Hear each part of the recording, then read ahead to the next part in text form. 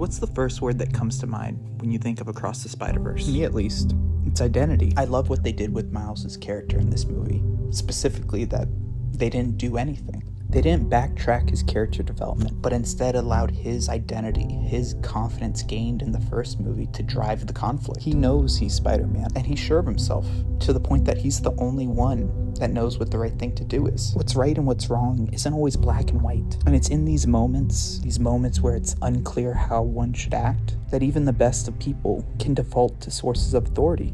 And it's often not in a malicious way, this banality of evil. It's so easy when you're uncertain of yourself, where you've gone through traumatic moments of your life where you haven't had support, to be misled, to listen, to see someone in power that speaks with authority and just believe them, to the point that you fail to ask even the basic questions. Like, what if you're wrong? And all of this is framed by the core motif of parenthood and growing up. It's why the canon event that they focus on isn't the death of Gwen Stacy, but the loss of a father figure. There comes a point in every parent's journey where they have to trust their child.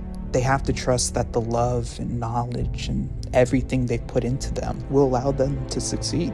Miles knows that regardless of what people say, regardless of if he is or isn't Spider-Man, he knows who he is, and that he doesn't need trauma to define him. Instead, it's been the love and support of his family, his friends, that allows him to have enough assurance in himself to go against the grain. And this is paralleled with a character like Gwen, who was rejected in a moment of weakness by her father and went looking for that acceptance elsewhere. It's why we have a character like Jessica Drew, who's pregnant, who serves somewhat as a mother to Gwen. It's why Peter B. Parker brings his baby everywhere he goes. These movies are about identity, both about finding it like into the Spider-Verse and preserving it like across the Spider-Verse. And I find it interesting that the one character that isn't defined by his trauma yet, Miles, is the only one that's able to resist the allure of this massive organization. The only one that's not vulnerable enough, not damaged enough to buy what Miguel's selling. Across the Spider-Verse argues that we have to take agency even when it's hard.